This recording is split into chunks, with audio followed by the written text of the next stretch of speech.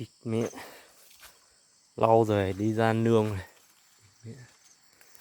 Mưa cả tuần nó đi ra mẹ xây cuộn mít này nó chín rồi này để nó bẹt rồi.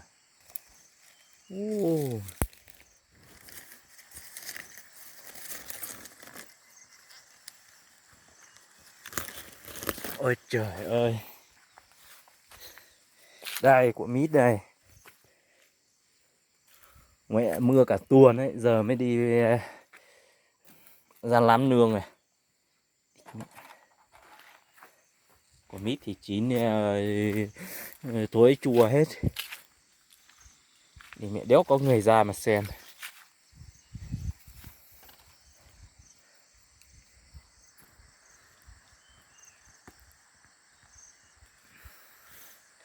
Quả này chắc thối hết rồi. Chắc cống thối. À, có ong nhá, ong đút đấy. Đây là quả này cũng chín kìa.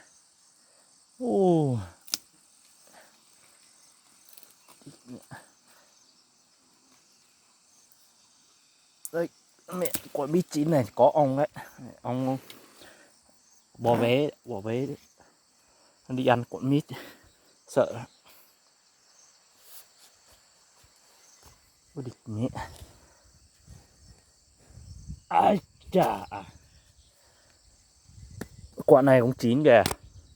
Thì mọi người ơi, chín nhiều lắm. Thì mẹ mưa cả tuần, giờ mới đi nương. Đi làm nương thì mẹ cái mít mẹ chín hết.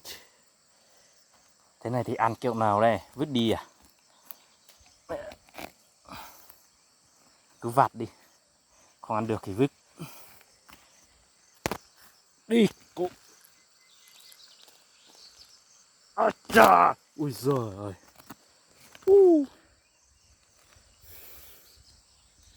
Vách lên. Địch mẹ nhìn trông cũng ngon phết. Nhưng mà chắc nó thối chùa hết rồi. Ui giời.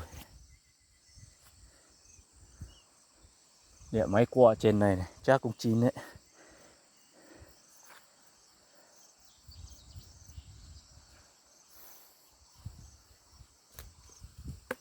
À, quả này chưa chín. Quả này kìa.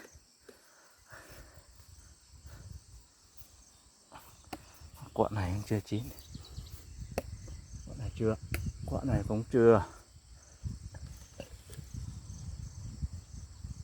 Ôi giời, quả này cũng chín kìa.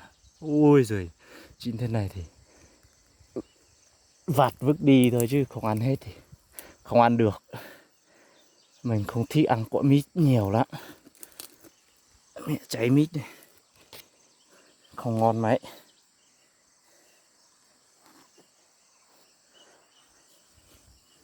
Đây địch mẹ chín nhiều lắm.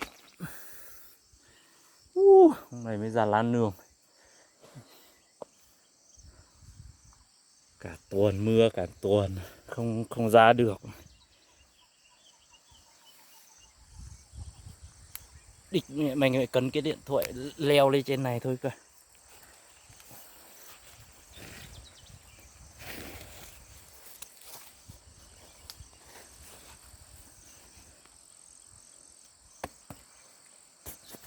Nhiều quả chín lắm. Quả này chưa. Ui xem này, quả này này. Nó chín này, con gì nó ăn này.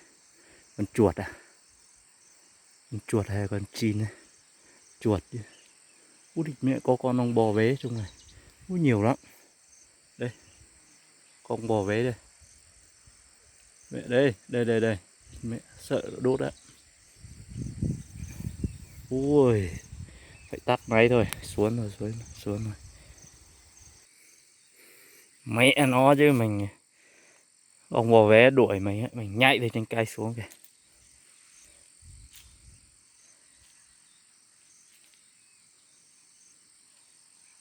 Mẹ mùa này nhiều lắm, sợ lắm. Này, mẹ ông bò vé. Đấy, con này ngoan cộn mít đấy. Trời ạ. địch mẹ con bò vé to này, đần đầm bay trên này. Đi mẹ đéo thái.